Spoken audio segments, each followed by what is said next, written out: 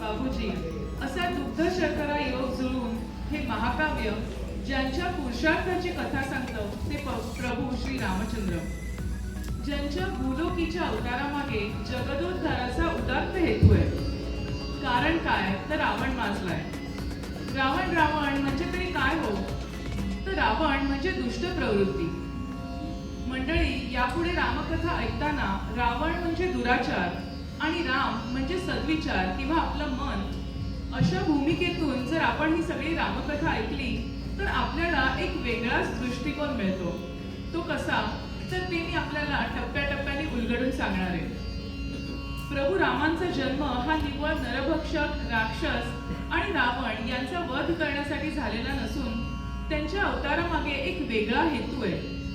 तो म्हणजे मानवतेला एक वेगळी झळाळी प्राप्त करून देणारं कार्य प्रभू रामचंद्रांकडून करून घ्यायचंय.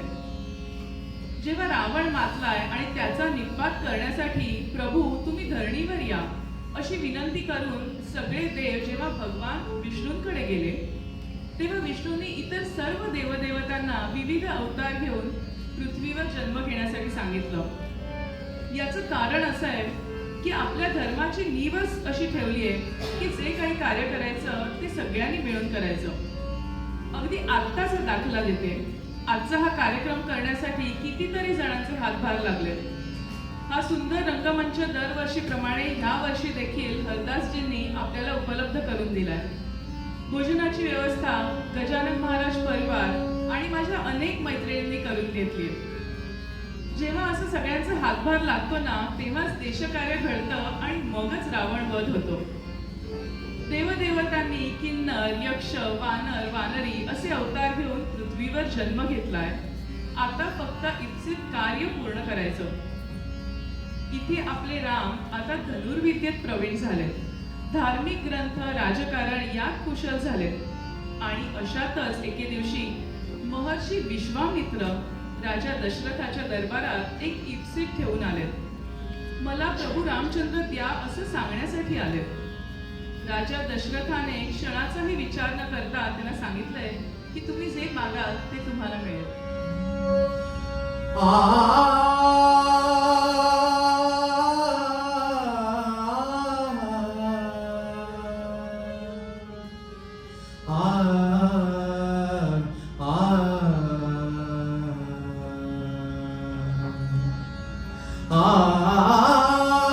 ज्येष्ठ तुझा पुत्र मला देई दशरथा, ज्येष्ठ तुझा पुत्र मला देई दशरथा, यज्ञ रक्षणास योग्य तोची सर्वथा, ज्येष्ठ तुझा पुत्र मला देई दशरथा.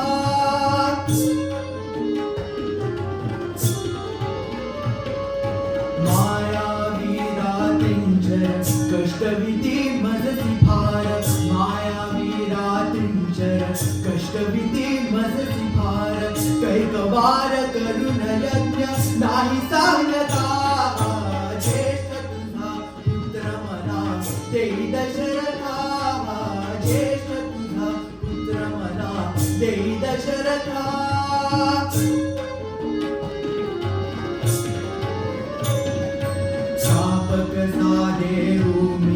दीक्षित तो नित्यक्षमी, शापक साधे रूमी दीक्षित तो नित्यक्षमी, सोडतोच तो प्रदेश याग मोडता, ज्येष्ठ तुझा पुत्र मला देई दशरथा, ज्येष्ठ तुझा पुत्र मला देई दशरथा.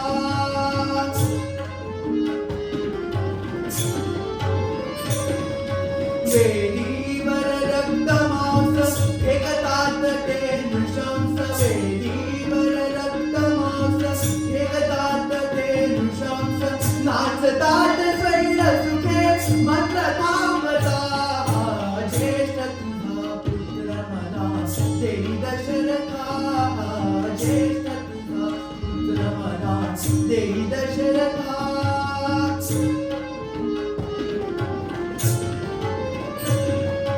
बालवीर राम तुझा देवोट्या घोरसला, बालवीर राम तुझा देवोट्या घोरसला,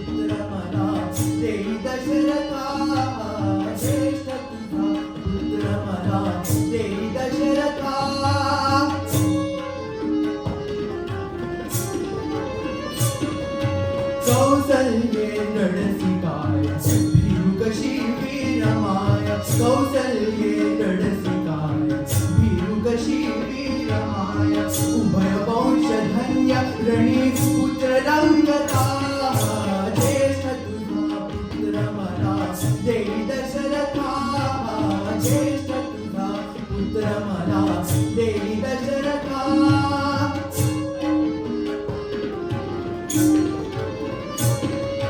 मारीच तो सुबाहू राक्षस ते दीर्घ बाहू मारीच तो सुबाहू राक्षस ते दीर्घ बाहू ठेवीतील शस्त्र पुढे राम पाहता ज्येष्ठ तुझा पुत्र मला देई दशरथा ज्येष्ठ तुझा पुत्र मला देई दशरथा